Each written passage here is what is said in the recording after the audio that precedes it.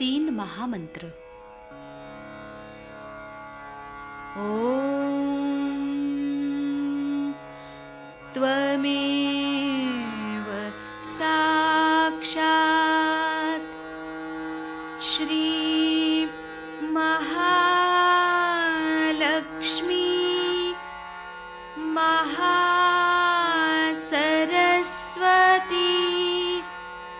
महाकाली त्रिगुणात्मिका कुंडलिनी साक्षात् श्री आदिशक्ति माताजी श्री निर्मला देव्यै नमो नमः। ॐ त्वमेव साक्षात् श्री कल्की साक्षात् श्री आदिशक्ति माताजी श्री निर्मला देव्यै नमो नमः। ॐ त्वमेव साक्षात् श्री कल्की साक्षात् श्री सहस्रार स्वामिनी मोक्षप्रदायिनी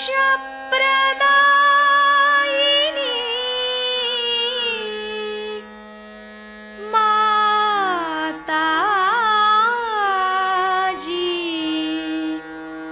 श्री निर्मला देव्यै नमो नमः। श्री गणेश मंत्र। ओम त्वमेव साक्षात् श्री गणेश साक्षात् श्री आदिशक्ति माताजी श्री निर्मला देव्यै नमो नमः।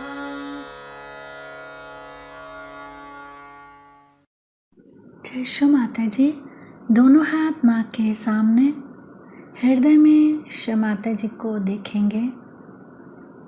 परम पूजनीय श्री माता जी, कृपा करके हम सभी के हृदय में अपना स्थान ग्रहण कीजिए। बार बार श्री माता जी को हृदय में आवाहन करेंगे। श्री माता जी, कृपा करके हम सभी के हृदय में अपना स्थान ग्रहण कीजिए। श्री माता जी, हम सबको क्षमा कर दीजिए, हम सभी अज्ञानी हैं। संपूर्ण चित्त बीचों बीच हृदय में।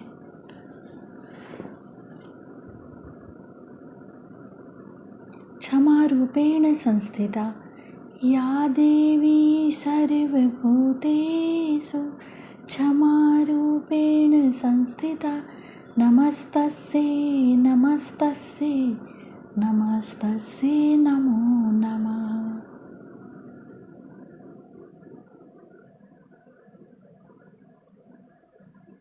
धीरे धीरे अपने संपूर्ण चित्त को दोनों हाथों पे अपने चित्त में श्री माता जी को हमेशा रखेंगे। धीरे धीरे अपने संपूर्ण चित्त को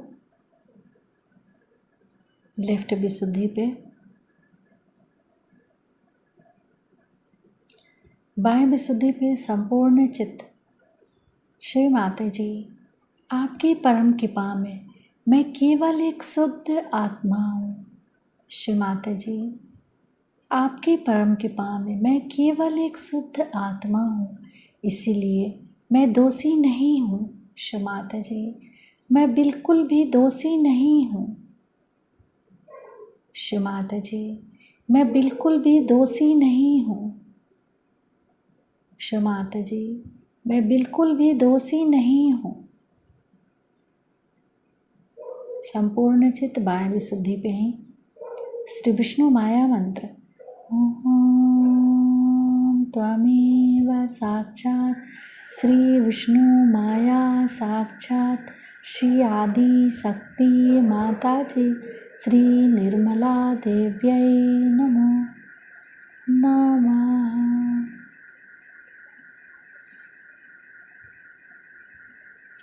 बाह्य विशुद्धि पर अपने चित्त को क्लॉकवाइज घुमाएंगे 7 टाइम्स।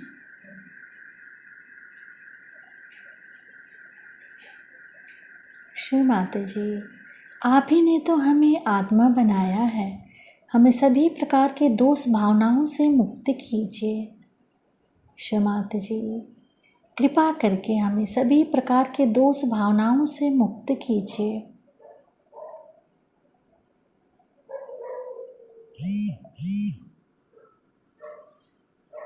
धीरे धीरे अपने संपूर्ण चित्त को लेफ्ट आज्ञा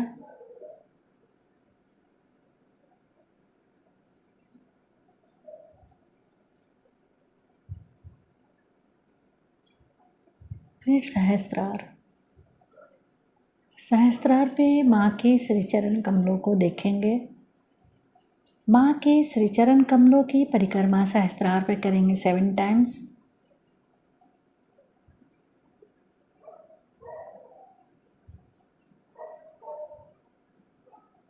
श्री माता जी, कृपा करके हमें निर्विचार कर दीजिए।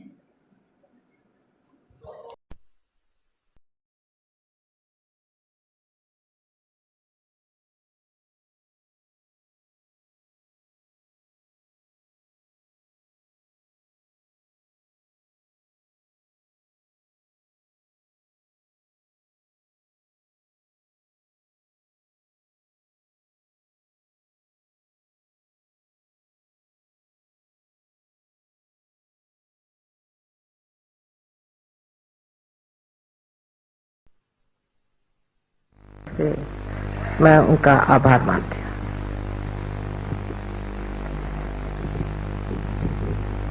सहयोग की शुरुआत एक स्त्री से हुई थी, जो बढ़कर आज सागर स्वरूप हो गया है, लेकिन इससे अभी महासागर होना है।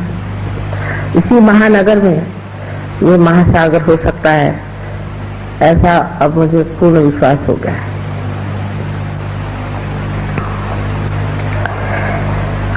आज आपको मैं सहयोग की उपादेयता तथा कुंडलिनी के जागरण से मनुष्य को क्या लाभ होता है वो बताना चाहते हैं। माँ का स्वरूप ऐसा ही होता है कि अगर आपको कोई कड़वी चीज देनी हो तो उस पर मिठाई का लेपन कर देना पड़ता है, किंतु सहयोग ऐसी चीज नहीं है। सहयोग तो लेपन भी मिठाई का है और उसका अंतर्भाग तो बहुत ही सुंदर है। सहयोग जैसे आपने जाना है, सहज, सह माने आपके साथ पैदा हुआ, ऐसा जो योग का आपका जन्मसिद्ध हक है वो आपको प्राप्त होना चाहिए। जैसे तिलक ने कहा था, बाल गंगाधर तिलक साहब ने हरी कोट में कहा था कि जन्म सिद्ध हक हमारा स्वातंत्र है, उसी तरह हमारा जन्म सिद्ध हक स्वतंत्र को जानना है। ये स्व स्वतंत्र हमारे अंदर परमात्मा ने हजारों वर्ष संजो कर प्रेम से अत्यंत सुंदर बना के रखा हुआ है, इसलिए इसमें कुछ करना नहीं पड़ता। सिर्फ कुंडलिनी का जागरण होकर आपका जब संबंध इस चराचर में फैली हुई परमात्मा की प्रेम की सृष्टि से, उनके प्रेम की शक्ति से एकाकार हो जाती है, तब योग साध्य होता है। और उसी से जो कुछ भी आज तक वर्णित किया गया है, जो संतों ने वर्णित किया हुआ है, जो मार्क्स ने कहा, जो बड़े बड़े तत्ववेत्ताओं ने कहा, उस परमात्मा के साम्राज्य की आपको प्राप्ति हो जाती है। ये सब कुछ आप ही के अंदर स्थित जो सुंदर रचना है उससे घटित होता है। आज आपसे जैसा कि मैंने बताया था, कुंडलिनी के माध्यम से हम कैसे नानाविध लाभ उठाते हैं उसके बारे में बताऊंगी। और दूसरी बात, एक विनती भी है कि जिससे हमारा आज तक कभी हित हुआ ही नहीं, और अगर हित ही हमारे लिए सबसे उत्तमोत्तम चीज है, तो सब कुछ छोड़ करके हमें अपने स्वार्थ में उतरना चाहिए। स्वार्थ का अर्थ भी हमारे पूर्वजों ने बड़ा ही सुंदर बताया है। स्व का अर्थ पाना ही स्वार्थ है, लेकिन हम स्वार्थ को उल्टी तरह से समझते हैं। जिसने स्व का अर्थ पा लिया वो स्वार्थ हो गया, और स्वार्थ पाते ही जो कुछ स्वयं के लिए हितकारी है वो तो होता ही है, और स्वयं से निगडित जो सब कुछ है उसका भी हित हो जाता है।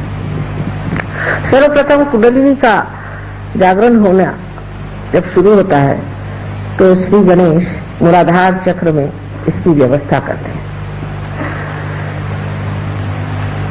जिस मनुष्य के अंदर श्री गणेश की शक्ति बलवत्तर है, उसकी कुंडलिनी बहुत जल्दी ऊपर चढ़ती है और वहीं प्रतीक्षा में रहती है। जैसे कि छोटे बच्चे हैं जिनके दिमाग में और कोई बातें नहीं, जिनके हृदय में और कोई किलमिश नहीं है, जिनके बातचीत में कोई कठोरता नहीं है, ऐसे अबोध बच्चों को कुंडलिनी का जागरण बहुत लाभदायक होता है। और ऐसे लाभप्रद चीज को पाने के बाद ये बच्चे दुनिया के बहुत सी गंदी चीजों से अपने आप अछूते हो जाते हैं। वो गलत रास्ते पे जा ही नहीं सकते। वो अपने को दुख देने वाली या समाज को दुख देने वाली कोई सी भी क्रिया कर ही नहीं सकते। उनका उधर मन ही नहीं जाता। वो सबके प्रति अत्यंत विनम्र और आदर युक्त होते हैं। किसी का भी वो अपमान नहीं करते, किसी को वो दुख नहीं देते, किसी को वो तकलीफ नहीं देते। सारी चीजों के और उनकी दृष्टि अत्यंत शुद्ध और निर्मल होती है। किसी की चीज छीन लेना, किसी को दूषण देना, किसी पे अपने गलतियों का बोझ डाल देना, इन सब चीजों से परे होकर के वो एक बड़े समर्थ जीव तैयार होते हैं। और वो समर्थता ऐसी है कि उसमें वो अगर कोई गलत चीज देखते हैं तब भी एकदम पूरी सीना तान करके जो बात कहनी पड़ती कह देते हैं। इसका उदाहरण मैं हमारी जो नातिन है, छोटी सी थी, एक 5 वर्ष की, तब वो लोग उनके माता पिता उन्हें लद्दाख ले गए। तो वहां पर उन्होंने देखा कि एक लामा साहब बड़ा सा चोगा वोगा पहन करके बाल मुंडा उंडा के बैठे हुए थे।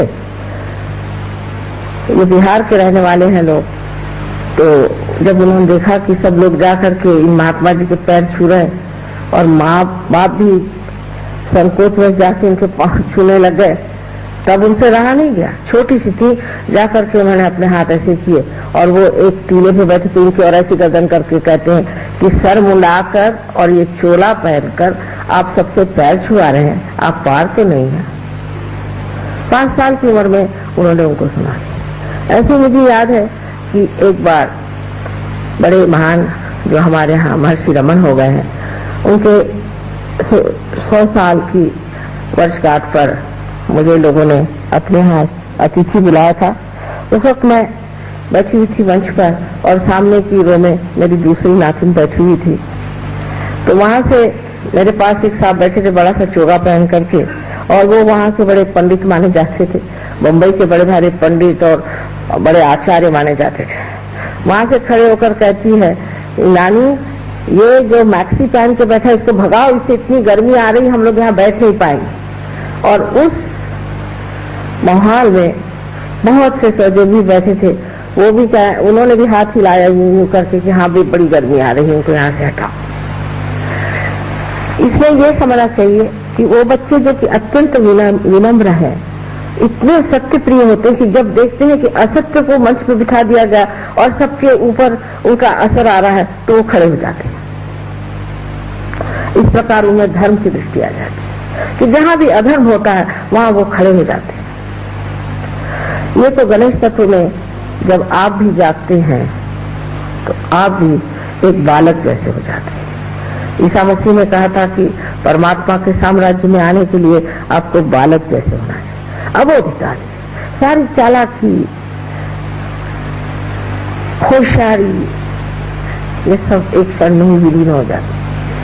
कभी कुंडली जागृत होती जब आपके अंदर गणेश जागृत होते हैं और गणेश जागृत होकर के अपनी मां की लज्जा रक्षा करते हैं और तब कुंडलिनी उनके आदेश से ही जागृत हो जाती है। अब जब कुंडलिनी उठ करके आपके स्वादिष्ठान चक्र में आती है तो आपके अंदर एक नया संसार बसने लग जाता है। सौंदर्य दृष्टि आपकी बड़ी तीक्ष्ण हो जाती है। एक साहब मेरे पास आए, कहना मेरे पास नौकरी वोकरी नहीं, पार तो हो गया। तो मैंने कहा कि तुम इंटीरियर डेकोरेशन का काम क्यों नहीं करते? वो कहा भाई मुझे तो लकड़ी, कौन सी लकड़ी क्या ये मालूम है, मैं इंटीरियर डेकोरेशन क्या करूं? मैंने कहा तुम करो तो सही। उन्होंने इंटीरियर डेकोरेशन किया, उसमें लाखोंपति हो गए। मैंने कहा सिर्फ जिस वक्त आप कोई चीज को, किसी भी सौंदर्यवान चीज को आप बनाने जाते हैं तो सिर्फ उसकी आप चैतन्य लहरियां देखिए। अगर उसमें से चैतन्य की लहरियां आ रही हैं तो समझ लेना चीज बन गई, और अगर नहीं आ रही है तो उसको मत बनाना। पर उनको बड़ा आश्चर्य हुआ कि वो बनाते गए और चीज सुंदर ही बनती गई। कहीं भी वाइब्रेशन ने उन्हें रोका, कहीं भी उनको ऐसा नहीं लगा कि यहाँ गर्मी आ रही है, यहाँ कोई तकलीफ हो रही है। वही सौंदर्य दृष्टि कभी कभी इस तरह से विकसित होती है कि जो लोग कभी भी कविता नहीं लिखते थे, गणितज्ञ हैं, कभी जन्म में कविता क्या उनको मालूम नहीं, वो ऐसी सुंदर काव्य रचना करते हैं कि देखते ही बनता है। जिन्होंने कभी भी हाथ में कुंचली नहीं ली, कुछ भी इन्होंने चित्रित नहीं किया, वो ऐसी सुंदर आकृतियां और ऐसे सुंदर विषय पर इतने शुभदायी चित्र बनाते हैं कि सोचता है ये कहां से रवि वर्मा फिर से आ गई क्या इस संसार में? क्योंकि मनुष्य उसके तत्व में उतर जाता है और वो तत्व है सौंदर्य दृष्टि। सौंदर्य दृष्टि जो मनुष्य की होती है वो बाह्य होती है, लेकिन जब वो पार हो जाता है उसकी दृष्टि सूक्ष्म हो जाती है। उसको कोई अश्लील, भद्दी, सस्ती चीज अच्छी ही नहीं लगती। वो जो भी चीज बनाता है एकदम गहन बना के रख देता है। उसको समझने वाला भी आत्म साक्षात्कारी होना चाहिए। जैसे विलियम ब्लेक नाम का एक बड़ा भारी कवि 100 वर्ष पहले इंग्लैंड में हुआ और इस कवि ने सहयोग के बारे में इतनी बारीकी से लिखा है कि मैं जिस घर में रहती हूँ उस घर का भी पता पूरा उस बारीकी से दे रखा। इस विलियम ब्लेक की जो कुंचली है उसने ऐसी चीजें बना के रखी हैं कि सिर्फ उसे सहयोगी ही समझ पाएगा या कोई आत्म साक्षात्कारी महापुरुष उसे समझ पाएगा। उन्होंने आज्ञा चक्र इतना सुंदर बनाया, परमात्मा को बनाया जो दबा रहे हैं आज्ञा चक्र को ऊपर से कि किसी तरह से खुल जाए ये चीज, लेकिन वो कौन समझ पाएगा? उसमें यही देख रहे हैं लोग कि मसल्स कैसे बनाए हैं जो परमात्मा को दिखाया, उसका नाक कैसा बनाया है, उसका मुंह कैसे बनाया है, उसकी पूर्ण आकृति का जो कोएफिशिएंट है उससे कितना शुभ आ रहा है। जब मैं लंदन पहुंची तो सर्वप्रथम मैंने कहा कि विलियम ब्लेक की 100 वर्षगांठ है, उसमें एग्जीबिशन में से जाना है। तो सब लड़के कहने लगे कि माँ आप तो कोई एग्जीबिशन वगैरह जाती नहीं। मैंने कहा इसमें तो जाना है हमें। जब वहां पहुंचे तो सारा वातावरण इतना सुंदर लग रहा था, सब तरफ से बहुत सुंदर चैतन्य की लहरियां बह रही थी और जैसे संगीत था मुझे लग रहा था। लेकिन विभत्स लोगों की आंखें विभत्स होती, वो वहां दूरबीन लगा करके देख रहे थे कि कौन नग्न दिखाया गया है, कौन किस तरह से भद्दे ढंग से खड़ा है, क्योंकि उनकी दृष्टि में वो सौंदर्य था ही नहीं जिसको हम वहां उपभोग ले रहे थे। अब आप जानते हैं कि प्रदेश में लोगों की दृष्टि बहुत खराब हो चुकी है। वो तो किसी भी चीज में अश्लीलता के सिवा और कुछ देख ही नहीं सकती, उनकी दृष्टि इतनी अधोगति पे चली गई। लेकिन आज मैं सहयोग में देखती हूँ सहयोगियों के तरीके, उनको एक वृद्ध स्त्री है बैठी हुई, उसमें तक इतना सौंदर्य नजर आता है, हृदय का सौंदर्य देखने की जो महानता है वो उन लोगों में बड़ी ही कुशलता से पता नहीं कैसे बाहर प्रदर्शित होती है। और मुझे आश्चर्य होता कि ये लोग जो इतनी कुत्सित नजर से संसार की ओर देखते थे, आज एक गौरव से देख रहे हैं कि देखिए संसार क्या है। आपने सुना होगा कि मोनालिसा नाम का एक पेंटिंग है जो लियोनार्डो दा विंसी ने बनाया और जो कि पेरिस के बड़े वाले लूव्र के प्रदर्शनी में रखा हुआ है, जहां अनेक लोग जाते हैं उसे देखने के लिए। मैंने एक दिन कहा कि आप जाके देखना कि मोनालिसा जो है उसे वाइब्रेशंस आते हैं। इतने सालों से बनी हुई चीज उसको देखने के लिए हजारों लोग आते हैं। उसकी कोई बड़ी आजकल की मॉडर्न सिनेमा स्टार जैसी नहीं है, काफी भरभक्कम शरीर है उनका और उनके मुख पर एक हंसी है, एक सादगी है और हजारों लोग इतने दिन से उसे देखने आ रहे हैं। मैंने कहा आप भी जाके देखिए उसमें क्या चैतन्य की लहरियां आती या नहीं। जब ये लोग पेरिस गए, इनका माँ अंदर घुसते ही इतने वाइब्रेशंस हमें आ रहे थे, हम तो अभिभूत होकर देखते रहे। हमने कितने बार इसका चित्र देखा, हमें कभी ऐसे लगा नहीं। फ्रांस के लोग जो कि माहिर है कुत्सितता में, जो कि बहुत ही गंदी बातों में उलझे हुए, उनके साहित्य और उनके तौर तरीके इतने गंदे हैं कि उनसे कुछ सीखने का ही नहीं। मैं तो उनको कहती थी कि आपका तो बाथरूम कल्चर है पूरा, आप पूरे बाथरूम कल्चर के लोग हैं और आपको कोई बात नहीं आती। लेकिन आज वो स्वर्ग में बैठे हुए हैं और इतने सुंदर लोग हैं, इतने सुंदर हो गए हैं, क्या आश्चर्य लगता है कि जैसे ही उनके अंदर आत्मा का दीप जल गया तो इतने प्रेम के शुद्ध स्वरूप में शुभ अशुभ के विचार से प्लावित वो इतने कीचड़ में बैठे हुए ये कमल पता नहीं किस तरह से खिलकर सद्गुण सुरभित हो गए। ये तो आपके स्वाधिष्ठान चक्र पे कुंडलिनी के आने से होता है, जिसको संगीत नहीं सुनाई देता। आप जानते हैं आप कि बहुत से लोग क्लासिकल म्यूजिक नहीं पसंद करते। अब ये तो ओंकार से आया हुआ हमारा भारतीय संगीत है। हम लोग बहुत लड़ते हैं कि हम भारतीय हैं, जिसको अगर हमारे यहाँ का संगीत नहीं समझ में आता, मैं तो उसको भारतीय किसी प्रकार भी नहीं मानता। इस मामले में हम लोग हमेशा विदेशों की ओर दौड़ते हैं, उनसे हम उनका संगीत सीखने का प्रयत्न करते हैं। इस घराने, इस महान योग भूमि ने इतना ऊंचा संगीत हमें दिया है, उसको हम समझ नहीं पाते। हमारा लेक्चर हो रहा था दिल्ली में, अमजद अली साहब भी सहयोगी हैं, जब से सहयोगी हो गए बहुत बदल गए और उनकी सारे बजाने में भी बहुत फर्क आ गया। लेकिन जैसे ही उन्होंने बजाना शुरू किया, आधे लोग उठ के चले गए। हम तो माँ को सुन आए थे। मैंने कहा भाई मैं ही तो बोल रही हूँ, अमजद अली क्या बजा रहा है, मैं ही इसमें बोल रही हूँ, बैठो तो सही। जिसको संगीत का जरा भी शौक नहीं है उसको सोचना चाहिए कि एक दिन ऐसा आएगा कि ऐसा आपको शौक लगेगा कि चाहे संगीत कार उठ जाए आप नहीं उठे। ये हाल इन हमारे सहयोगियों का है। आज देश विदेशों में जहाँ जहाँ सहयोग पहुंचा है, हजारों के तादाद, जहाँ भी होंगे कोई म्यूजिशियन आए। भीमसेन जोशी आप जानते हैं, पंडित भीमसेन जोशी महाराष्ट्र के बड़े भारी गवैये हैं, जो कि श्री और मारवा जैसे राग की जो बड़े बड़े जानने वाले भी तंग आ जाते हैं, उस श्री मारवा में जम जाते हैं और उसके स्थाई पर बैठे हुए आराम से पूरा मारवा का बांधना देखते हैं, जैसे कि कोई इमारत अंदर बन रही है। ये असली भारतीय है, इनको मैं असली भारतीय समझती हूँ कि जिनका ओंकार से संबंध है, जो ओंकार से भरा हुआ संगीत जो भारतीयों से समझते हैं। अभी चिट्टी बाबू आए थे दक्षिण से, उनका संगीत सारे सुनते विभोर। महाराष्ट्र में तो कोई जानता भी नहीं कि साउथ इंडियन म्यूजिक क्या होता है। थोड़ा बहुत तो थियोरी में जानते हैं, लेकिन सारे महाराष्ट्रियन और सारे प्रदेश के लोग और सब बैठे रहे, उनके कान सुनते हो, उनका बजाना देखते हो। वो खुद है ना कि इसमें तो मद्रास में लोग नहीं मिलते जो यहाँ बैठे माँ आपके सुन रहे हैं।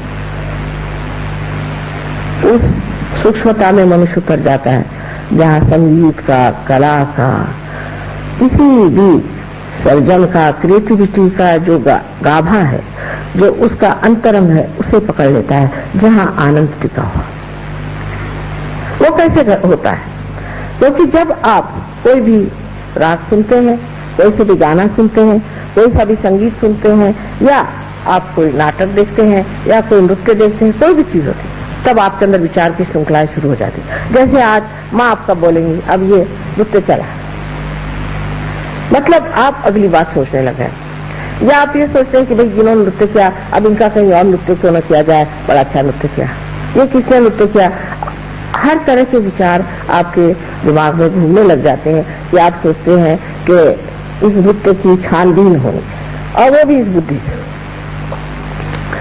तो सारा आनंद उसका खत्म हो गया। जब आप किसी चीज के और देखकर सोचने लगे, तो उस चीज को बनाने वाला जो कलाकार है, उसने जो कुछ बनाया और उसमें जो आनंद उंडेला है, वो सब खत्म हो गया। आपके विचार ही चलते रहे एक के बाद एक। कोई सी भी सुंदर वस्तु है, जैसे कोई सुंदर सा बना हुआ कालीन है, अगर उस कालीन की ओर हम नजर करें, तो अगर हम देखते रहें, बस देखते रहें, और ये ना सोचे कि कितने का आया, कहाँ से आया, क्या हुआ, इसको कैसे ले लें, तो उसका जो आनंद है, उस कलाकार ने जिस आनंद से उसे बनाया था, वो पूरा की पूरा ऊपर से गंगा जैसे बह रहा था, गंगा ऊपर से बहता है। ये सिर्फ आत्म साक्षात्कार के बाद घटित होता है, क्योंकि आप निर्विचार में समाधिस्थ होने से आप उसको पा सकते हैं। आगे चल करके हम नाभि चक्र पे आते हैं। नाभि चक्र से ही कमल जैसे ब्रह्मा निकल करके ये सृष्टि करते हैं, जिनसे कि हम सौंदर्य दृष्टि को प्राप्त करते हैं। लेकिन जब हम नाभि चक्र पे आते हैं, तो नाभि चक्र ये हमारे खोज का चक्र है। नाभि चक्र से हमने खोज शुरू की। माने ये कि जानवर से ही सोच लीजिए कि उसने खोजना शुरू कर दिया। शुरू में वो खाना पीना ही खोजता रहा। जब वो मत्स्यावतार बन करके किसी ने एक कदम आगे बढ़ाया कि आओ जमीन पे आके देखो, तब उसमें कछुए जैसे जमीन पर चलने वाले, उसमें रेंगने वाले, इस तरह के जानवर तैयार हुए। ये खोज बढ़ते बढ़ते बढ़ते बढ़ते मनुष्य स्थिति में जब आ गई, तब उसके अंदर धर्म की जागृति हुई। धर्म की जागृति ऐसी हुई कि हमारे लिए कोई चीज धर्म है और कोई अधर्म है, ये बात सिर्फ इंसान ही सोचता है, जानवर कभी नहीं सोचता। हमारा जो एक छोटा सा सहयोगी एक दिन मुझसे पूछता है कि माँ अच्छा बताइए कि शेर के बच्चों को क्या होता होगा। मैंने कहा क्यों? क्योंकि शेर के बच्चों को शेर कहता होगा कि तुम ये गाय को खा लो, तो वो तो खाते होंगे, तो उनसे तो पाप हो जाएगा ना। मैंने कहा बेटा उनके लिए कोई पाप नहीं, क्योंकि वो तो पाश में पशु है, उनके लिए कोई पाप नहीं है। मनुष्य को ही पाप की भावना और मनुष्य को अच्छे बुरे की भावना अंदर से ही प्रकाशित हुई है। और यही धर्म जो है वो जिस वक्त हमारे अंदर जागता है, तब हम कहते हैं कि नाभि चक्र का धर्म 10 धर्म माने गए हैं। और इन 10 धर्मों पर जो बड़े बड़े 10 महान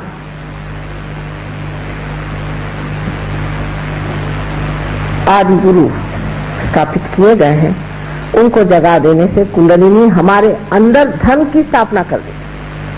माने ये कि हमें कहना नहीं पड़ता है कि आप ये काम मत करिए। यहाँ पर जो कुछ सहयोगी आए हैं, इनसे कहीं अधिक प्रदेश में भी हैं और कहीं अधिक और जगह है। हमने कभी उनसे नहीं कहा कि आप शराब मत पीजिए। अगर इंग्लैंड में आप कहिए कि आप शराब मत पीजिए, तो आधे से ज्यादा लोग तो उठ के चले जाएंगे। यहाँ भी कुछ ऐसा ही हाल होगा। लेकिन मैंने कभी नहीं कहा। मैंने ये भी नहीं कहा कि आप तंबाकू मत खाओ, मैंने ये भी नहीं कहा कि आप ड्रग मत लो। मैंने कहा इस गली में बस आ जाओ, और जैसे ही सहयोग में उन्होंने प्राप्त किया, दूसरे दिन से ड्रग छोड़ दिया। दूसरे दिन से छोड़ दिया। ये क्या, ये सांप, इसको छोड़ो, अपने आप हटा। मैंने कुछ नहीं कहा उसे। नाभि चक्र के जो कुछ भी दोष है, जैसे कि हम गलत गुरुओं के पास जाते हैं, एक गुरु के पास गए, जिसको देखो उसको हम नमस्कार करते फिरते। तो गुरु तत्व जो है वो नाभि के चारों तरफ स्वाधिष्ठान के माध्यम से फैला हुआ है। स्वाधिष्ठान उसके चारों तरफ घूमता है और उसकी जो परिधि बनती है उसमें हमारा गुरु धर्म बनता है। तो खोज में आदमी फिर गुरु के पास पहुंचा। पहले तो और जगह भी खोजता है, सत्ता में खोजता है, पैसे में खोजता है, इसमें खोजता है, उसमें खोजता है। जब वहां भी नहीं मिला तो चलो भाई किसी को गुरु बनाना चाहिए। तो वो गुरु बनाने की जगह जैसे हमारे घर में एक नौकर रख लेते हैं, उस तरह से गुरु रख लेते हैं। उनके यहाँ रसद रुपया जाते रहता है, इतना रुपया उसको दो, उसका इतना रुपया दो, उनका खान पीन देखो, उन लोग का खाना पीना देखो तो आश्चर्य होता है कि इतना कैसे खा लेते। उनकी ये व्यवस्था करो, उनकी वो व्यवस्था करो, और वो आराम से अपने बैंक में रुपया भेजते रहते। उनको भी एक इतना सा भी विचार नहीं आता कि मैं जो व्यवहार कर रहा हूँ क्या ये मेरे गुरु का व्यवहार है। और जो उनके शिष्य हैं, जो उनके आगे नतमस्तक होकर घूमते हैं, उनको भी विचार नहीं आता कि इसका चरित्र क्या है, गुरु जैसा है। इसका तो पूरे समय लक्ष्य हमारे जेब पे ही है, तो भी हम इसी की ओर क्यों दौड़ते जा रहे हैं। कहीं से कोई चमत्कार दिखा दे, कहीं कुछ ला दे, वो उसी के पीछे लोग चले जाते हैं। जब आपका गुरुधर्म टूटता है तब अधोगति की शुरुआत हो जाती है। तो जिस वक्त मनुष्य खोजने के बजाय इधर उधर भटकता है, जिसे मैं लेफ्ट साइड और राइट साइड कहती हूँ, जब वो लेफ्ट साइड की तरफ मुड़ने लग जाता है तो वो अपने सबकॉन्शियस और उसके बाद कलेक्टिव सबकॉन्शियस माने सुप्त चेतन और सामूहिक सुप्त चेतन में उतरता हुआ उस लोक में जहाँ जाता है जहाँ सब कुछ जो पहले मरा है, गत है, वो रखा हुआ है, पास्ट पूरा।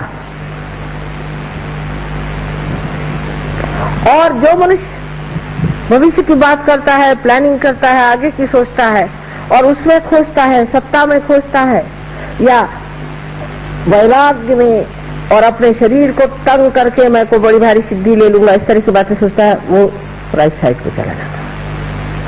अब गुरु लोग लेफ्ट साइड वाले भी हैं, राइट साइड वाले भी हैं। इसी प्रकार कुछ ड्रग्स हैं जो कि राइट साइड में डाल देते हैं, कुछ लेफ्ट साइड में डाल देते हैं। अब आपको आश्चर्य होगा कि कैंसर जैसी बीमारी ये साइकोसोमैटिक कही जानी चाहिए। बहुत से लोग सोचते हैं कि कैंसर जो है ये सिर्फ शारीरिक बीमारी है, बिल्कुल भी नहीं, ये साइकोसोमैटिक है। आपके राइट साइड में आप अपना शारीरिक और बौद्धिक कार्य करते हैं और अपने लेफ्ट साइड में आप मानसिक कार्य करते हैं। अंग्रेजी भाषा तो ऐसी कमाल की है कि सबके लिए एक ही शब्द माइंड है, चाहे वो बुद्धि हो चाहे मन हो। तो आप जो मन का काम करते हैं वो आपकी लेफ्ट साइड है, जो आप बुद्धि और शरीर का काम करते हैं वो आपकी राइट साइड है। अगर आप राइट साइड से बहुत ज्यादा काम करते हैं, बहुत ज्यादा से आप परेशानियां उठाते हैं, जैसे कि खास करके मैं आपसे कहूंगी नाभि चक्र में, जिसे हम लेफ्ट नाभि कहते हैं, लेफ्ट साइड में आपकी जो एक विशेष संस्था है जिसे स्प्लीन कहा जाता है, प्लीहा कहते हैं शायद हिंदी में, उसमें जब आप अति उसको इस्तेमाल करते हैं, मैंने इस तरह से कि सवेरे आप उठे, उठते ही साथ अखबार पढ़ा, अखबार पढ़ते ही साथ पहले वो गड़गड़ गड़गड़ होने लगा, स्पीडोमीटर है वो खिलने लग गया, इसको मारा उसको मारा, दुर्घटना हुई, ये वो अखबार विश्वामित्र जी के जो क्षमा करें किंतु सेंसेशनलाइजेशन जो शुरू हुआ है कि सनसनी खेज चीजों के, सनसनी बेचारा आपके पेट में जो बैठा हुआ ये स्पीडोमीटर है इस पे असर कर जाता। उसके बाद उठे, जल्दी जल्दी भागे, आपने सोचा कि चलो जल्दी से मोटर पकड़े और जाए, तो मोटर के सामने बहुत सारी चलाते चलाते जाम हो रहा है, कुछ हो रहा है, उसमें आप परेशान पहुंचते पहुंचते दफ्तर में पहुंचे, कब पहुंचे वहां से फिर परेशानियां, खाना ठीक से खाया ना, दीदी ने ब्रेकफास्ट दिया, मुंह में ठूसते हुए चले जा रहे हैं। ये सब चीजें आपको पता नहीं कितने नुकसान दे। इससे ब्लड कैंसर होता है।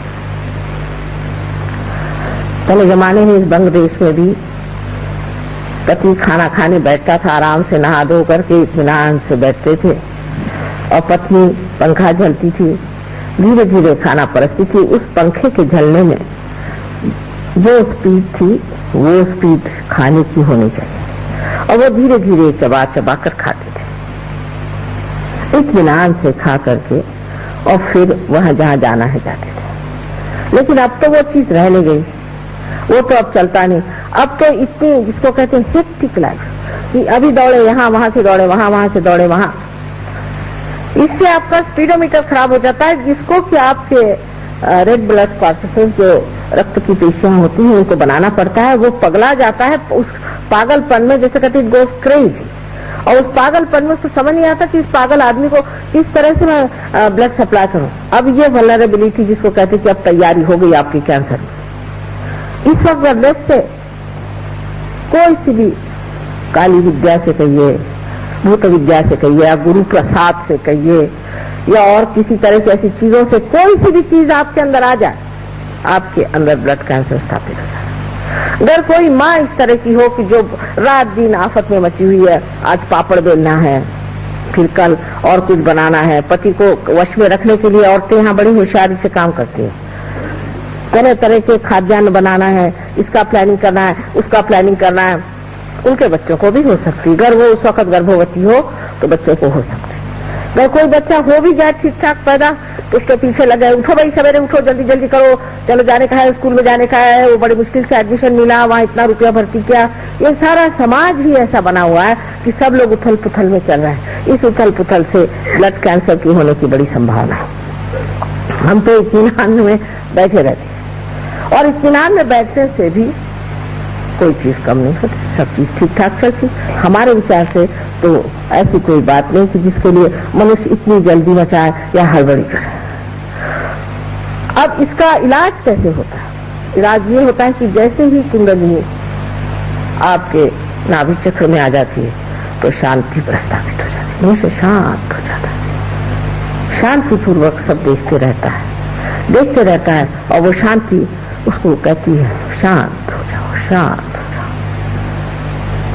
जैसे अब हमें तो जाना है ट्रेन में और बाकी सब परेशान है कि आपको जाना है, चलिए चलिए, आखिरी मिनट ये छोड़ वो छोड़। भाई मैंने कहा जाना मुझे क्या, आपको है, मुझे जाना। आप क्या बहुत एंशियस है कि मैं जाऊं? तो छोड़िए, आप मुझे जाने दीजिए, मैं आराम से। अब कभी कभी मजाक भी हो जाता है कि बहुत जल्दी पहुंचे, वहां देखा क्या कि प्लेन अभी 8 घंटे लेट है। मैंने पहले ही कहा था कि क्यों इतने जल्दी से आ रहे हो, घर से आराम से चलो, पहले पूछ ही लिया होता। लेकिन ये जो हड़बड़ी का स्वभाव है, जो हड़बड़ हमारे अंदर है, एक उसका उदाहरण मैंने दिया कि आजकल के वातावरण में किस तरह से कैंसर के आप एक उसके आमंत्रण के आंगन बन जाते हैं, जिससे कैंसर आप पे असर कर जाते हैं। अब लंदन में हमने 3-4 लोगों का ब्लड कैंसर ठीक किया, तो मैं ये नहीं कहूँगी कि मैंने किया, उनकी कुंडलिनी का जागरण करके वो ठीक हो गए, मैंने कुछ किया नहीं, उनकी कुंडलिनी जागृत हुई, वो ठीक हो गए। लेकिन इस हड़बड़ के सिवाय अनेक और प्रकार के हम दोष करते हैं, जैसे कि अब डॉक्टर लोग तो यहाँ से एक आप जानते हैं कि कितने बड़े बड़े डॉक्टर लोग हमारे साथ लगे हुए हैं, और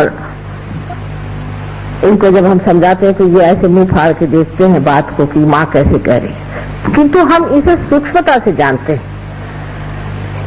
आपके अंदर जो सूक्ष्म चीज है वो ये समझना चाहिए कि आपके शरीर में शांति होनी चाहिए, आपके मन में शांति होनी चाहिए, आपके सारे अंग जो है शांति से बने होने चाहिए।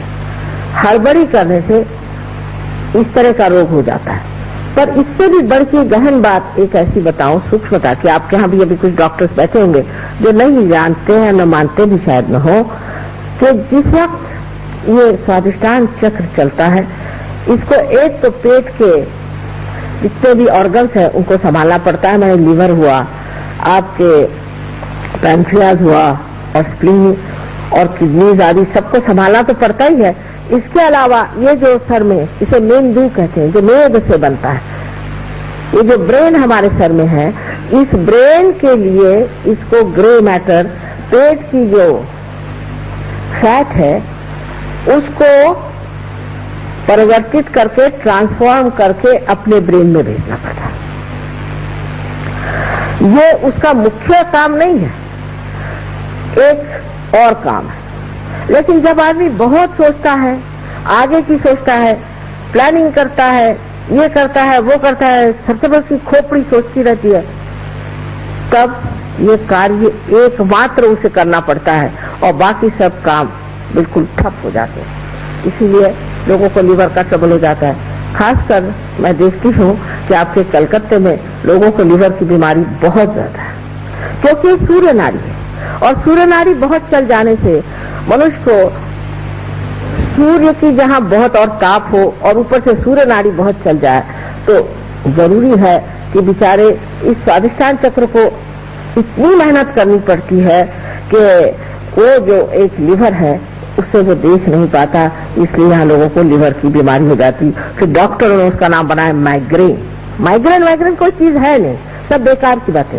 इसमें सिर्फ आपका लीवर खराब होने से माइग्रेन होता है या आप किसी भूत से पीड़ित हो तो भी हो सकता है। ये तो लेफ्ट साइड बात हुई, ये तो राइट साइड की बात में कर रहे हैं। तो इस तरह से आपकी शारीरिक तकलीफें इसलिए ठीक हो जाती हैं कि आप निर्विचार हो जाते हैं। सहयोग में आप विचार बहुत कम करते हैं, विचारों से परे आप रहते हैं। तो जब प्रेरणात्मक जो विचार आता है उस विचार से ही आप बोलते हैं और उसी विचार पे आप चलते हैं। विचार एकदम जैसे कि रुक जाते हैं, एक विचार उठता है गिर जाता है, दूसरा विचार उठता है गिर जाता है, इसके बीच में जो जगह है उसे विलंब कहते हैं। ये विलंब जो है ये वर्तमान है, आज अभी इस वक्त इस क्षण ये जगह है। हम या तो आगे की सोचते हैं पीछे की सोचते हैं, तो इसी के कमान पर, इसी के कस पे हम कूदते रहते हैं। हमारे पूरी समय मस्तिष्क चलते रहता है, खोपड़ी हमेशा घूमती रहती है और उस वक्त बेचारा स्वादिष्टान मेहनत करके और इस मेद की पूर्ति करने के लिए हर समय तत्पर हो जाता है। फिर आपको डायबिटीज होता है। डायबिटीज भी इसी से होता है कि आप पूरी अपनी शक्ति जो है स्वादिष्टान की अपने सोचने में लगा देते हैं। देहात में मुझे पता नहीं यहाँ है या नहीं, पर हमारे महाराष्ट्र में तो लोग इतनी चीनी खाते हैं देहात में कि कहते हैं कि चम्मच खड़ा हो जाना चाहिए चीनी में, तब कहीं चीनी पड़ी, नहीं तो क्या ये पीने की चाय है या दूध है। इतनी चीनी खाते किसी को डायबिटीज नहीं होता। देहात में किसी को डायबिटीज होता ही नहीं, शहर वालों को ही क्यों होता है। और जो टेबल पे बैठ करके रोज प्लानिंग बनाते रहते हैं और सबका कबाड़ा करते हैं, उनको क्यों होता है? उन्हीं को ये बीमारी क्यों होती है? वजह ये कि आप जरूरत से ज्यादा सोचते, इतने सोचने की कोई जरूरत ही नहीं। पर अगर कोई कहे कि मत सोचो तो हो ही नहीं सकता। एक साहब स्विट्जरलैंड में आए हमारे पास, डॉक्टर साहब नहीं बैरिस्टर थे, अब तो वो सहयोग में आ गए। वो एक अल्जीरिया के बहुत बड़े बैरिस्टर हैं, वो स्विट्जरलैंड में आए और मुझे कहते हैं कि माँ चाहे मेरी गर्दन काट दो, चाहे मेरा सर फोड़ दो, पर ये विचार ठहराओ मैं पागल हो जाऊंगा। आज पार होकर के बहुत बड़े आदमी हो गए और अब उनका सारा कुछ डायबिटीज वगैरह सब खत्म। उसके बाद आप हाई ब्लड प्रेशर भी इसी से होता है, क्योंकि किडनीज निगलेक्ट हो गई, किडनीज को आपने देखा नहीं, इसको संजोया नहीं, तो वो भी आपको बीमारियां हो। अनेक बीमारियां इसलिए होती है और सहयोग से जबकि कुंडलिनी आपके नाभि चक्र को प्लावित करती है तो एकदम सारी ये बीमारियां भाग जाती और आपका चित्त बीच में स्थिर हो जाता है। जब आपके अंदर धर्म शक्ति जागृत हो जाती है तभी फिर हम कहते हैं कि लक्ष्मी तत्व से आप महालक्ष्मी तत्व में उतरते हैं। जैसे कि जहां जहां लोग ऐसे वाले हो जाते हैं, एक्सीडेंस आ जाता है, वहां वहां वो अजीब पागलपन में घूमते हैं। जैसे कि आप अमेरिका में जाइए तो जितने अमीर लोग हैं या तो वो बिल्कुल ही मूर्ख हो जाते हैं, इडियट्स, या वो नहीं है तो वो ऐसे ऐसे बातें करते हैं कि जैसे कि किसी ने आत्महत्या कर ली, ऊपर से नीचे कूद मरे, और किसी ने अपने 4-5 बच्चे ही मार डाले, तो समझ में नहीं आता है कि पैसा हो जाने से अगर इतनी आफतें आती तो बेहतर है कि हम गरीबी में जाए। तो लोग की अगर आप बातें सुनिए तो आश्चर्य करेंगे कि ऐसे तो भूतो न भविष्यति, कभी ऐसे लोग संसार में आए ही नहीं जैसे हम देखते हैं। अमेरिका की बात नहीं है, आप फ्रांस जाइए, कहीं भी जाइए, और यहाँ तक कि जहाँ पर लोग कहते हैं कम्युनिज्म बड़ा फैला हुआ है, ऐसे रशिया में भी एक आफत है। आए दिन बीवी को छोड़ना, आए दिन दूसरी शादी करना, और बुढ़ापे में जा करके सब लोग कहीं ऑर्फनेज में बैठे हो। 10 हस्बैंड किए, 10 बीवियां करी, सब ऑर्फनेज में जाके बैठे। ऐसा समाज तैयार हो जाता है। ऐसे धन को पाने से वो लक्ष्मी स्वरूप नहीं होता। अब लक्ष्मी की व्याख्या जितनी सुंदर बनाई हुई है हमारे पूर्वजों ने हमारे लिए, कि लक्ष्मी जो है वो एक कमल दल पे खड़ी है, मैंने किसी पे अपना असर नहीं डालती, हल्के फुल्के, कोई जाकर के बड़ी सी मोटर ले जाकर के किसी को दिखाती नहीं है, लक्ष्मी स्वयं होकर के भी। और एक हाथ उनका दान और एक हाथ उनका आश्रय में होता है, इससे वो लोगों को दान देती हैं और एक हाथ से आश्रय देती है। और 2 हाथ ऊपर में जिससे है, जिसमें कि 2 हाथ में कमल है गुलाबी रंग के। गुलाबी रंग का लक्षण होता है कि उनके हृदय में प्रेम है सबके प्रति। इस कमल का यह अर्थ होता है कि ये कमल में अगर भंवरा जिसके अंदर इतने कांटे होते हैं और काला कदम में आकर के भी उसमें बैठ जाए तो भी वो अपने अंदर उसे समा लेता है, अपनी सुंदर शैया पे सुला लेता है। वही लक्ष्मीपति हो सकता है जिसमें ये गुण है, लेकिन पैसे वाला मैं उसको लक्ष्मीपति नहीं मानती। अगर किसी गधे के ऊपर अगर आप रुपया टांग दीजिए तो क्या वो लक्ष्मीपति हो सकता है? लक्ष्मीपति होने के लिए कम से कम ये 4 गुण मनुष्य में होने चाहिए। इस तरह की लक्ष्मी जो है फिर जागते जागते महालक्ष्मी तत्व को आती है, तब मनुष्य खोजने लग जाता है, और जब वो खोजने लग जाता है तब वो ऊपर की ओर उठता है। जिस वक्त वो उठता है तब श्री जगदम्बा जो है वो हमारे हृदय चक्र में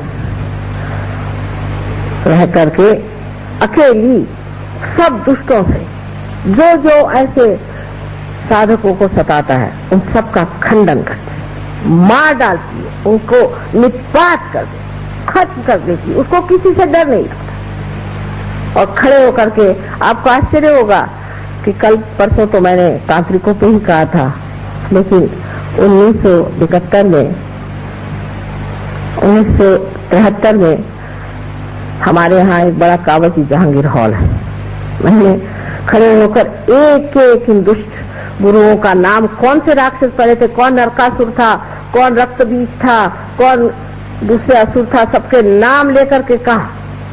तो हमारे पति के पास खबर गई कि इनको तो कल मार देंगे लोग पकड़ के। मैंने कहा मारे तो सही, हाथ तो उठाए मेरे ऊपर में, लेकिन किसी ने भी अखबार में या किसी ने भी किसी कोर्ट में जाकर के दलील नहीं की मेरे खिलाफ, क्योंकि सत्य की बात। तो यहाँ जगदम्बा खड़ी होकर के अकेली और सारे दुष्टों का सामना करती है कि मेरे जो बच्चे परमात्मा को खोज रहे हैं वो पूर्ण आरक्षित ऊपर आ जाए, उनको कोई तकलीफ न हो, तो कोई परेशानी नहीं, उसके आंचल में छिपे हुए वो ऊपर की ओर उठते चले। ये जगदम्बा का चक्र यहाँ पर बना हुआ। इसके बारे में मेडिकली इस तरह से समझाया जा सकता है कि हमारा जो यहाँ पर स्टर्नम नाम की हड्डी है, यहाँ से स्टर्नम बोन कहते हैं। थोड़ी देर हो जाएगी, हर्ष तो नहीं। स्टर्नम नाम की एक हड्डी है और इस हड्डी में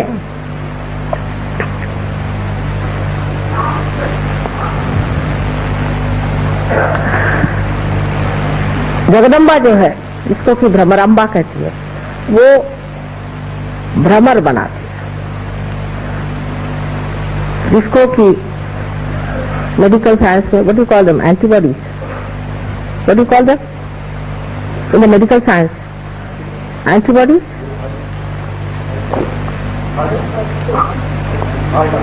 what is, क्या करें, हाँ, उन लोग का उलट लाभ रहता है। एंटीबॉडीज क्या हुआ, बहरहाल जो भी हो, एंटीबॉडीज यहाँ पैदा हो जाती है। और ये जो होती हैं, ये अगर कहीं से भी हमारे अंदर आक्रमण हो तो उस आक्रमण को वो पूरी तरह परास्त कर सकती है और उनसे लड़ती है।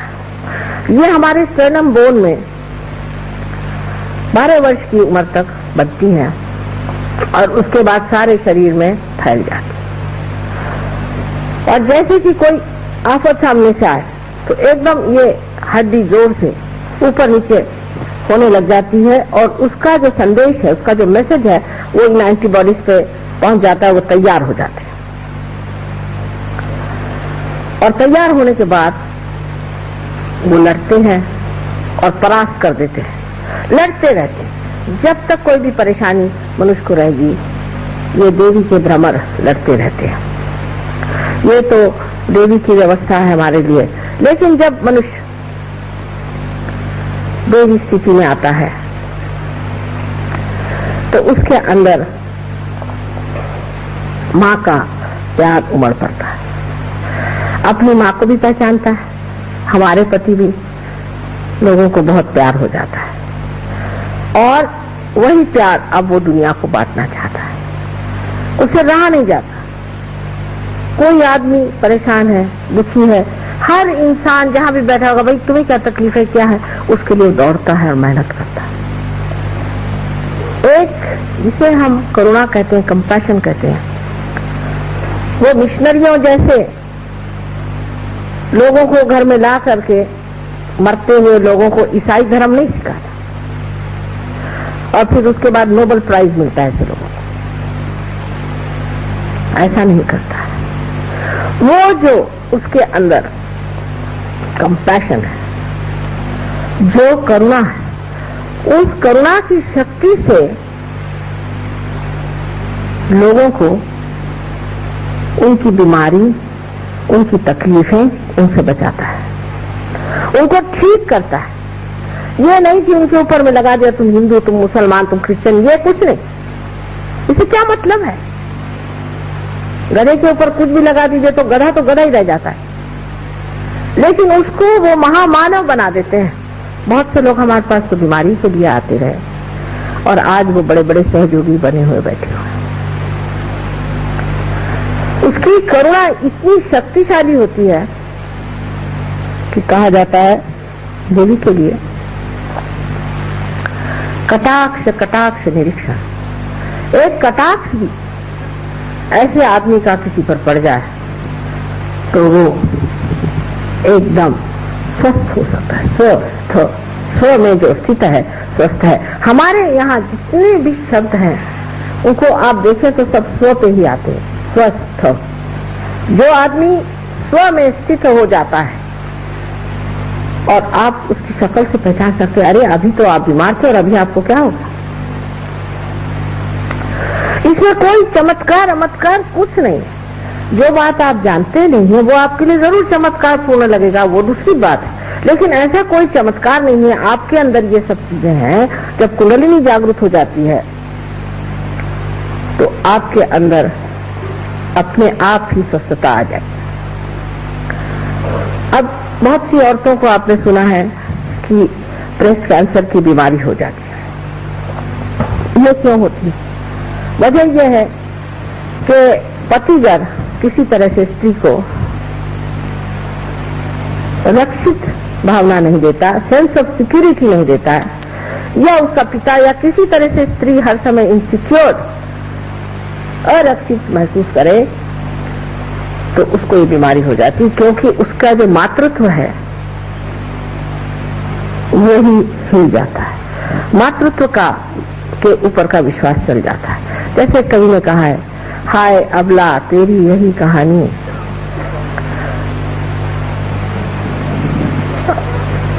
आंचल में है दूध और आंखों में पानी। ऐसी बात है कि स्त्री के जब आरक्षित स्वभाव को आप हिला देते हैं तो उसको ये बीमारी हो जाती है। वो शायद इसको जानती ना हो। अब राइट साइड में जो हमारे, जिसे हम कहते हैं कि राइट हार्ट, हालांकि हार्ट राइट में नहीं होता है, लेकिन इसका जो हार्ट चक्र का, हृदय चक्र का, इसे अनहत भी कहते हैं, जो राइट हिस्सा है उसमें अगर त्रुटियां आ जाए तो अस्थमा की बीमारी हो जाती है। अब ये श्री रामचंद्र जी का चक्र है। हम लोग श्री राम श्री राम श्री राम तो खूब करते रहते हैं, लेकिन ये श्री राम हमारे अंदर राइट हार्ट में है। और जो लोग श्री राम श्री राम श्री राम ज्यादा करते हैं उनको ये बीमारी ज्यादा होती है।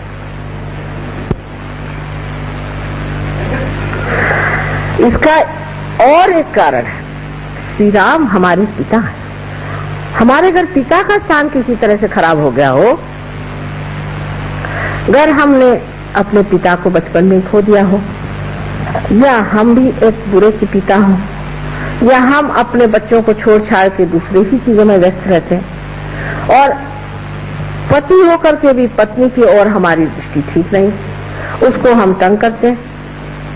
पत्नी की तरफ से अगर हम परेशान हैं तो भी, जैसे कि श्री राम वन में भटकते रहे, ऐसे अब जो मनुष्य अपने पत्नी के लिए भी वन में भटक रहा हो, या पत्नी की तरफ से तकलीफ पा रहा हो, या तकलीफ दे रहा हो, तो पति और पिता का स्थान श्री राम का जो चक्र है, जिसे हम राइट हार्ट कहते हैं, उसके कारण ये बीमारियां हो सकती हैं। हमारे अंदर अनेक सी बीमारियां ऐसी जो बहुत सहज में ठीक हो सकती हैं। अगर आपने श्री राम को खड़ा कर दिया तो फिर आपको अस्थमा कैसे हो सकता है? लेकिन सबसे ज्यादा ये बीमारी जो सरकारी नौकर है, ब्यूरोक्रेट्स, या जो सत्ताधीश है, या सत्ता से गिर गए पर अभी सत्ता के पीछे लगे हुए हैं, या जिसे हम लोग कहते हैं पॉलिटिशियंस, उनको ज्यादा होते हैं। श्री राम जो है वो सॉक्रेटिस के वर्णित बेनोवेलेंट किंग है, बेनोवेलेंट किंग, जो बेनोवेलेंस में विश्वास करते हैं, लोगों का हित ही जिनका एक लक्ष्य है, ऐसे श्री राम सॉक्रेटिस ने वर्णित कर रखे हुए हैं। लेकिन ऐसे कितने हैं इन ब्यूरोक्रेट्स में, ऐसे कितने लोग हैं कि जो ये सोचते हैं कि हम इनके बेनोवेलेंस के लिए हैं, हम इनके हित के लिए हैं। हिंदुस्तान में तो जो सुनिए तो भगवान ही बचाए रखे, मुझे तो समझ नहीं आता इन ब्यूरोक्रेट्स का क्या हाल होने वाला है और इन पॉलिटिशियंस का भी क्या हाल होने वाला है। बड़ी घबराहट होती है एक माँ की दृष्टि से, क्योंकि एक छोटी सी चीज है, एक जमीन खरीदी है, तो उन्होंने कहा कि माँ ये तो मिल नहीं सकती जमीन। मैंने कहा क्यों भाई, पैसे दे रहे फिर जमीन क्यों नहीं मिलेगी? ना, उसमें आपको वो पैसे खाते हैं। पैसे क्या खाते हैं? उनको खाना वाना भेज दो। पैसा क्यों? वो पैसा खाते हैं, वो पैसा खाते हैं, वो सब पैसा ही खा रहे। श्री राम तुमने नहीं, श्री राम का भजन करने से आप हितकारी राजा नहीं हो सकते। हितकारी जो राज्य करेगा वही इंसान श्री राम का साम्राज्य में भी उनका सेवक हो सकता है। इसमें से कोई लोग हैं, उनको इस कदर भूत सवार होता है कि इस चोर को पकड़ो, उस चोर को पकड़ो, उस चोर को पकड़ो, एकदम पागल के जैसे लग जाते। इस पकड़ धक्कड़ में खुद ही उनके अंदर श्री राम लुप्त हो जाते। श्री राम ने जो सबका उद्धार किया था, उनकी जो उद्धारक शक्ति है वो आपके अंदर जागृत हो जाती है। जैसे कि वाल्मीकि का उद्धार हुआ, अहिल्या का उद्धार हुआ, और वो प्रेम की शक्ति जहाँ की शबरी के देह इतने प्रेम से खाए, इतने चाव से खाए, वो सादगी जहाँ पैर के चप्पल उतार करके, जूते उतार करके और जमीन पर चल करके घूमते रहे। सारे महाराष्ट्र में हमारे उन्होंने अपने चरण के जो सुंदर चैतन्य थे वो छोड़े। वो श्री राम अगर हमारे अंदर जागृत हो जाए तो ये बीमारियां हमारे अंदर आ नहीं सकती। अब लेफ्ट हाथ माँ का स्थान है। अगर आपकी माँ बचपन में ही मर गई हो, आपने अपनी माँ को देखा ही नहीं, जिसमें माँ का प्यार जाना ही नहीं, वो अच्छा पति नहीं हो सकता। अगर किसी की माँ दुष्ट होगी तो उसका पति पना भी दुष्टता का ही होगा। जिसकी माँ ने उसे प्यार दिया, दुलार दिया, प्रेम से रखा,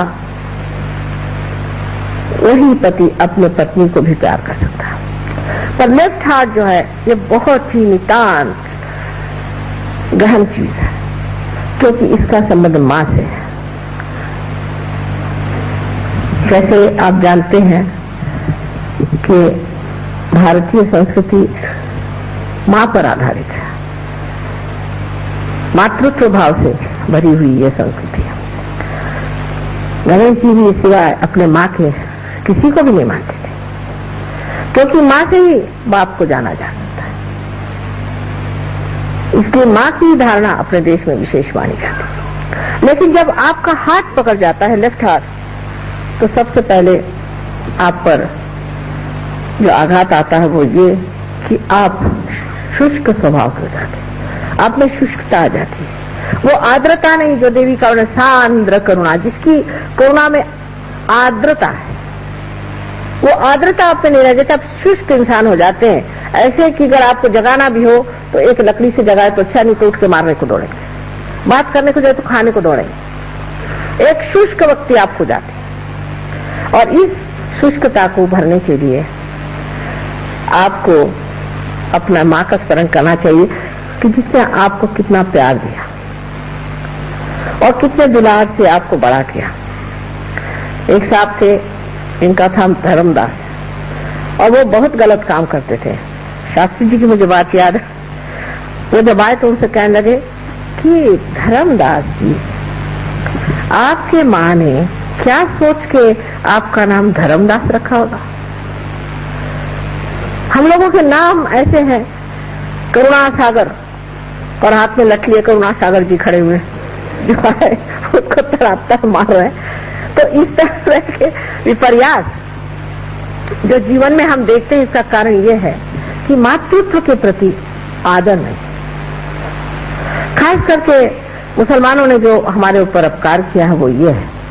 मैं तो मानती हूँ कि उनकी भी बहुत बड़ी तपस्या थी जिन्होंने इस धर्म को बनाया और पनपाया, लेकिन उनके जो अनुचर थे उन्होंने, जैसे हम लोगों ने भी बहुत गलतियां की, उन्होंने एक बड़ी भारी गलती की कि स्त्री का मान नहीं, स्त्री का मान नहीं है, माँ का मान नहीं है। माँ कोई चीज ही नहीं होती। हाँ, अगर माँ दुष्ट हो, खराब हो, उसके अंदर गंदगी हो, वो बुरी चीजें करती तो ठीक है, उस माँ को भी, जैसे भरत ने अपनी माँ को सुनाया था और उसको दूर रखा था, उसको छोड़ करके और राम की पादुकाएं लेकर के जिन राम राज्य किया था, वो बात दूसरी।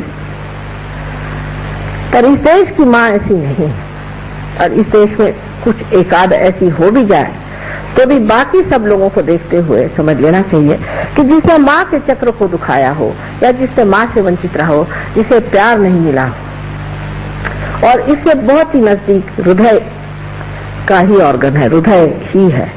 अब हृदय की पकड़ जब आदमी मनुष्य को क्यों होती है?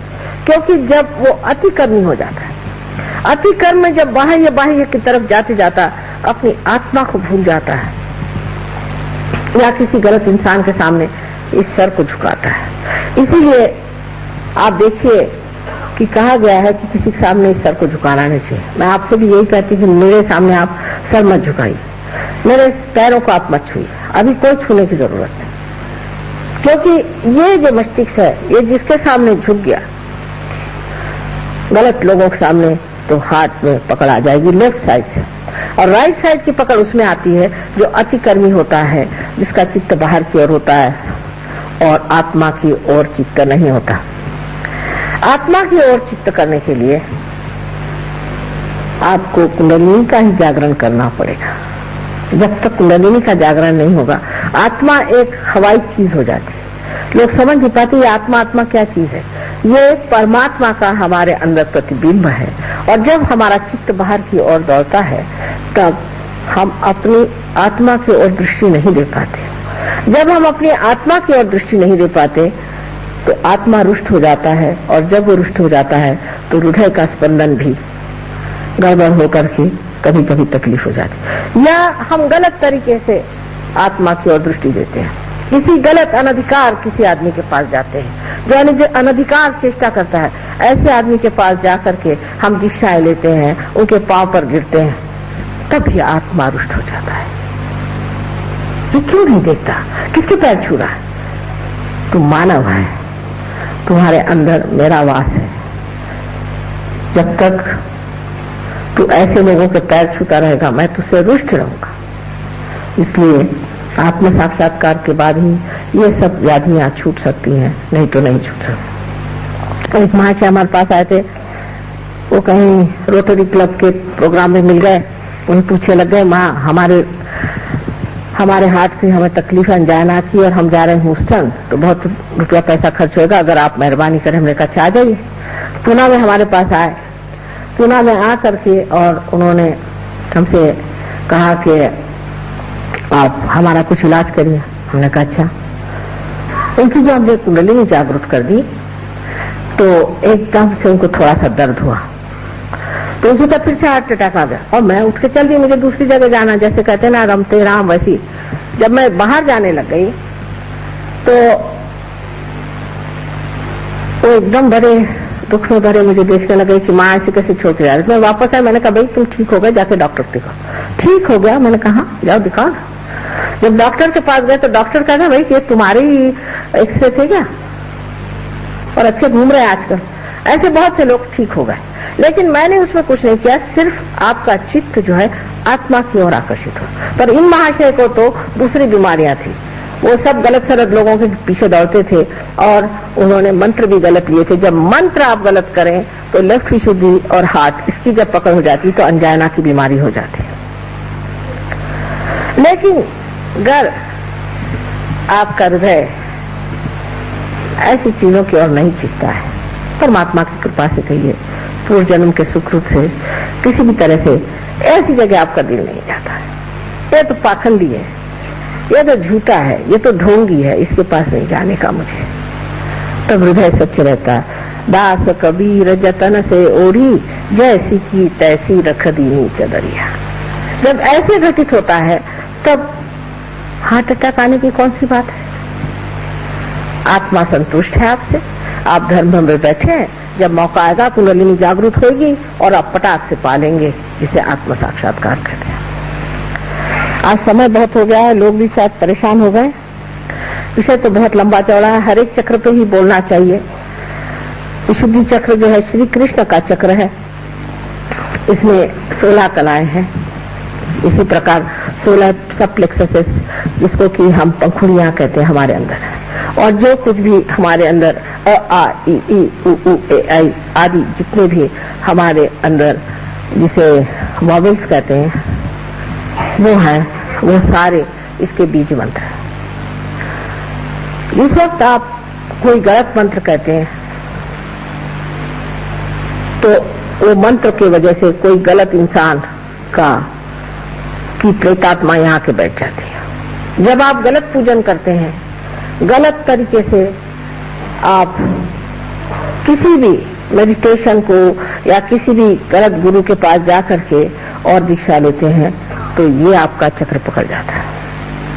ये चक्र पकड़ जाने से आपको अनेक बीमारियां होती हैं, उसमें से विशेषकर जो बीमारी होती है जिसे हम थ्रोट कैंसर कहते हैं, जो आपके कंठ के पास शुरू होता है और धीरे धीरे बढ़ते बढ़ते नीचे की ओर बढ़ता हुआ सारे आपके लंग्स को पकड़ लेता है।